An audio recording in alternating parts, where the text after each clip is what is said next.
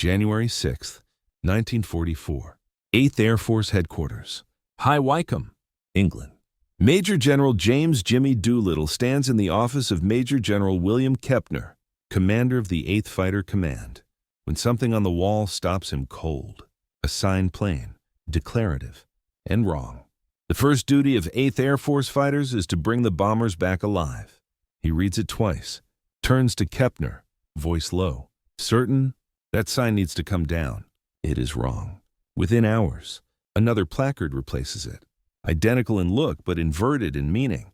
The first duty of 8th Air Force fighters is to destroy German fighters. It is a change you could hold in your hands. A few ounces of painted wood and stenciled letters. Yet it will become one of the most consequential tactical decisions of the war, a reversal of fighter doctrine that, in weeks, will shatter the Luftwaffe. What some bomber crews will call suicide, and what a few commanders will call reckless, proves to be the precise dose of audacity the moment requires. The math of aerial war is about to be rewritten not by a gadget or a secret engine, but by a general willing to break doctrine in service of results. A small sign, a small sentence, a small force applied at exactly the right hinge. The crisis had been building. October 14, 1943. Schweinfurt-Regensburg becomes a grim yardstick. 291 B-17s go back to Schweinfurt's ball-bearing works, the jeweled bearings that keep panzers, trucks, and fighters rotating. The bombs hit home with brutal accuracy, but the butcher's bill is catastrophic. 60 bombers lost, 17 more written off, 600 men dead or missing. In an afternoon. In 1942-43, the odds of surviving a 25-mission tour slide into the realm of coin-flip fatalism. During the worst stretches, survival stands at 25-35%. Lieutenant Robert Morgan of the Memphis Belle writes in his diary, "We are being slaughtered. The fighters turn back at the German border, and we fly on alone into hell. We need fighters to go all the way, or we need to stop flying. The German method is simple and murderous. Beyond Allied escort range, Messerschmitt Bf-109s and Focke-Wulf W-190s mass. Then scythe head-on through bomber boxes at combined speeds over 600 mm, where a gunner's window of response is measured in seconds. 30mm cannon shells and air-to-air rockets can unhinge a flying fortress with a single hit. American escorts, the P-38 Lightning and P-47 Thunderbolt, lack the legs to go the distance. Over Schweinfurt, they peel away hundreds of miles from target. The bombers trudge on, alone, through a sky that belongs, for now, to the hunters. In December 1943, General Henry Hap Arnold issues an ultimatum. Destroy the German Air Force or Operation Overlord dies in its crib. Find an answer or end the campaign. And then the answer appears, sleek and silver, with the lungs of a thoroughbred. November 1943. The North American P-51 Mustang arrives, paired to a Packard-built Rolls-Royce Merlin, a two-stage, two-speed supercharged heart that thrives where air thins. At war emergency power, it claws nearly 700 horsepower, cruises at 437 mph, and climbs to 41,000 feet with fight left over, with drop tanks. It will go 600 miles, escorting to any point in Germany and back. Captain Chuck Yeager of the 357th Fighter Group writes, "With the coolness of a test pilot and the relish of a fighter, the P-51 is faster, climbs better, and turns tighter than anything the Germans have. For the first time, we can go everywhere the bombers go and fight when we get there. Range is half the solution. Tactics are the other half. Doctrine must be broken. Under the old rules, escorts orbit close, eyes glued to the bombers, reacting to oncoming attacks, then snapping back into formation, always defensive, always surrendering initiative." Major General Ira Eaker, outgoing 8th Air Force commander and a bomberman by blood and mind, had institutionalized that posture. He believed the interlocking arcs of 50 caliber fire could save the day. Fighters merely supplemented the porcupine. Doolittle the racer, the MIT PhD, the daredevil who led 16 B-25s off a carrier deck toward Tokyo, sees it differently. He knows energy, angles, timing. On January 6th, first day on the job, he gives Kepner his heresy. Escorts will range ahead, as far as 50 miles forward and 25 to either side, hunting the interceptors before those interceptors can hunt the bombers. After the target, fighters will not tuck in obediently and shepherd home. They will sweep low, strafe airfields, torch aircraft on the ground, ravage trains, and tear at fuel depots. The goal is not to protect bombers. The goal is to destroy the Luftwaffe. Colonel Don Blakesley, legendary boss of the 4th Fighter Group, hears the order and grins like a man whose leash just snapped. This is what we've been asking for: freedom to hunt. We are no longer shepherds guarding sheep. We are wolves. But Lieutenant Colonel James Howard of the 354th, voicing the bomber crew's fear, puts the dread into words. The men in the forts and liberators think we are abandoning them. They think this is insanity. They can't yet see that killing German fighters before those fighters reach the stream is the truest protection. The fear isn't foolish, it's human. When the wolves vanish over the horizon, the flock feels forsaken. The next weeks will absolve or damn the gamble on the German side. Winter 1943-44 looks like a march toward triumph. Despite 3 years of bombing, Messerschmitt and Focke-Wulf lines turn out 1 Dirk-plus fighters a month. Tactics mature. Sturmgruppen heavily gunned FW-190s built to crack fortresses attack under the umbrella of fast 109s that tangle with American cover. Major General Adolf Galland tells Hermann Goering that daylight bombing will become impossible by spring if current attrition holds, but Galland's analysis hides a landmine: pilot attrition. In 1943, the Luftwaffe loses nearly 300 pilots killed, wounded, or missing. Training hours drop from 250 to 150, then lower. Fresh men arrive barely fluent in their machines, much less in tactics, wingman work, or the composure required to survive a head-on pass at closing speeds that turn nerves to glass. Letters home from young aces Hans Dammers, Heinz Beer, Hans Philipp tell the same story. The new boys last 3, maybe 4 sorties. Veterans must both fight and carry learners on their backs. It's not sustainable, and winter weather delays the verdict. Storms ground the great armadas. Then, on January 29th, the sky clears over Frankfurt. The 357th Mustangs lope ahead of the bomber stream at 28 rods, feet, loose and lethal, scanning for predators forming up. Near Bonn, they spot 50 Bf-109s climbing to altitude, heavy with ammo and fuel. Under old doctrine, the Americans would brace for the slash. Under Doolittle's doctrine, they pounce. The fight lasts 8 minutes. 13 German fighters fall. 2 Mustangs limp home with holes you could put a fist through. The remaining 109 scatter. The bombers never even see the ambush that never was. Blakesley's 4th Fighter Group finds a similar pocket near Cologne. Focke-Wulf slow in climbing. Speed. Altitude. Surprised, the American Trinity turned the engagement into a harvest. 11 more down before the rest dive away. Up in the bombers. Men count the tracer lines and wait for the usual storm that does not come. A new pattern is taking shape. Intercept the interceptors. The doctrine works once. Now comes the test of a week that will force the enemy to fight everywhere at once. February 2025, 1944. Operation Argument, which history will call Big Week. General Karl Spaatz designs a trap with blunt bait strike Germany's aircraft factories. Targets too vital to ignore. The goal is less the machines than the men make the Luftwaffe rise. Then break it in the air and on the ground. Clear weather on the 20th, over 1:00 bombers launch from England and Italy with hundreds of escorts. Erich Hartmann, the Eastern Front's prodigy temporarily in the West, watches the contrails ladder across the sky and sees through the ruse. This is not a bombing raid. This is a fighter battle with bombers as the excuse. The Germans scramble 900 fighters. The sky from the deck to 40,000 feet becomes a white-veined battlefield. But the geometry is new. American fighters are not anchored to the bombers. They range ahead, swarm-forming groups, pounce on takeoff and landing, strafe dispersal fields. Lieutenant Urban Ben Drew of the 361st spots Me-262 jets near Leipzig lifting off dangerous in the air. Vulnerable in that first breath off the runway, he dives through flak, guns blazing. One jet explodes, then another. The rest scatter. Fast and helpless, numbers tell the story with grim clarity. Day 1 cost the Americans 21 bombers and 4 fighters tragic, but measured against Schweinfurt, a miracle. German losses: 50-plus fighters, 38 pilots killed or gravely wounded. And the week is young.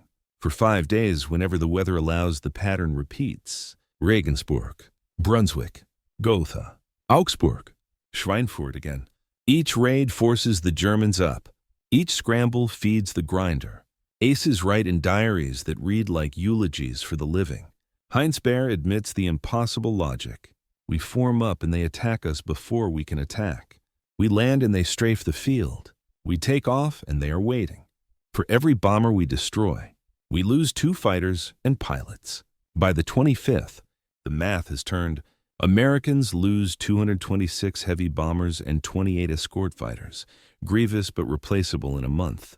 The Germans lose 350-plus fighters destroyed, 90 more beyond repair, and worse, nearly 100 seasoned pilots killed, over 50 seriously wounded. Those men carry not just kills, but knowledge, the invisible capital you cannot print. Cannot weld, cannot rush down a line. Doolittle's order had 2 edges.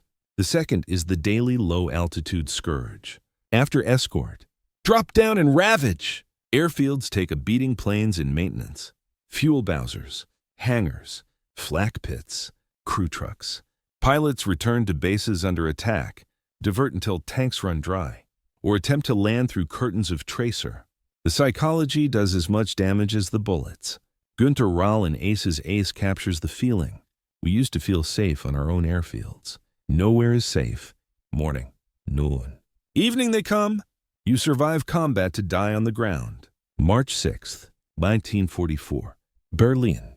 730 bombers with 800 fighters punch toward the capital. The Luftwaffe must respond. It does 150 fighters and more.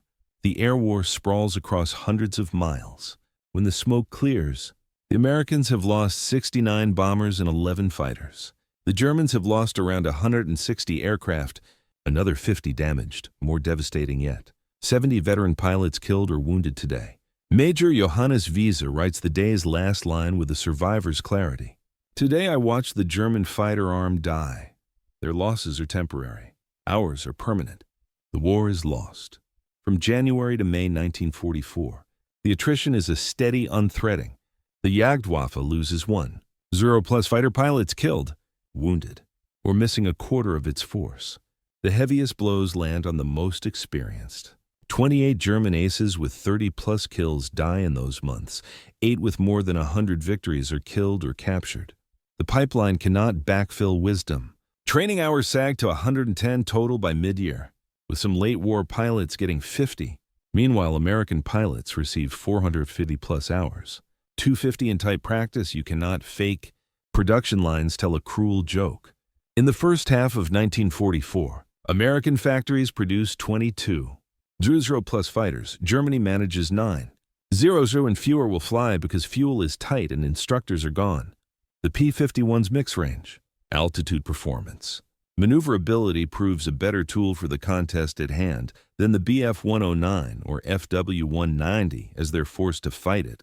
Colonel Hubert Zemke of the 56th Fighter Group, a P-47 man, sums the asymmetry. We have more fighters, better trained pilots, better tactics, and unlimited fuel and ammunition. The Germans have brave men and good machines they cannot keep supplied or maintained. Courage cannot overcome such disadvantage forever. By April, Luftwaffe operational strength planes and pilots ready falls below 60% of January's. Quality drops faster than quantity. On May 8th, 1944, nearly 900 American bombers cross into German airspace with 750 escorts. Not a single German fighter rises. Gallen's report to Goering is stark. The fighter force is destroyed. We have aircraft but cannot fly them for lack of fuel. We have pilots, but most cannot fight effectively. The Americans attack at will. June 6 D-Day. Allied air forces fly 14 sorties. The Luftwaffe manages fewer than 300 across beaches and hedgerows. Soldiers move without looking up in fear. Field Marshal Erwin Rommel writes to his wife on June 10th. The enemy has complete air superiority without air cover. We cannot hold the invasion beaches. This 6-month reversal is staggering. In October 1943, the Luftwaffe looks like it can bleed the bomber offensive white. By June 1944, it is, in the West, a ghost. Between January and June, German fighter pilot losses over the Reich crossed 500 killed or seriously wounded, roughly 3/4 of the starting cadre. American losses in the same period, around 420 fighter pilots killed or missing, and 7. WWII bomber crew casualties heavy? Yes, but sustainable. Because the United States is training the replacements and its factories are throwing sparks day and night. The calculus in the air flips. In late 1943, German fighters destroy bombers at 20, one on the worst days. By May 1944, American fighters are killing German fighters at 4 repeats. 1. More important than ratios are expectations. German pilots climb into cockpits expecting to die. American pilots climb in expecting to hunt. Captain Don Gentile of the 4th Fighter Group, 20 victories, says it with disarming candor. In January, we were glad when the Germans didn't attack. In March, we were disappointed when they ran. In May, we were frustrated because there were so few left to fight. The irony is complete. The decision bomber commanders once called reckless becomes the act that saved the bombing campaign. Kill the hunters before they reach the herd, and the herd, paradoxically, is safer than when ringed by shepherds. General Karl Spaatz puts it plainly in June 1944. General Doolittle's decision to unleash the fighters was decisive. We destroyed more German fighters in 4 months than in the previous 2 years. The key was allowing fighters to hunt. Major General Frederick Anderson, who inherited bomber operations, admits his earlier opposition was wrong. Keeping fighters close felt like protection. It was not. Killing enemy fighters before the attack was better than killing them during it. Doolittle understood. I did not. Before January 1944, escorts are seen as a shield. After Big Week, they are seen as a sword. Bombers are not the end. They are the bait, useful in their own right, devastating when the skies are yours. But in that crucial hinge of early 1944, they are the magnet that pulls enemy fighters up to be destroyed. This reframing will echo into Korea, into Vietnam, into every modern air campaign. Air superiority is won offensively, not reactively. Technology matters. Training matters more. Numbers decide only when joined to quality and to a doctrine that exploits both. The cost is hideous. Over 10. WWII American airmen die in the first half of 1944 alone. The 8th Air Force bleeds 47. WWII plus casualties by war's end. Men like Robert S. Johnson of the 56th 27 victories and a survivor carry the paradox with them for decades. We talk about tactics and numbers. What really happened is thousands of young men climbed into airplanes knowing many wouldn't return. We won because we had more courage, more skill, better aircraft, better tactics, and better leadership. We won because Doolittle understood that protecting bombers meant killing fighters, not hovering near bombers. By August 1944, the Luftwaffe in the West is no longer a coherent defensive arm. The jets, the Me-262s, hint at a different future. But the spring has already been broken. Germany builds 36 WWII plus fighters in 1944, but has too few trained pilots, too little fuel, and too few leaders to turn metal into leverage. Ace Erich Rudorfer says it with the bluntness of a man who survived.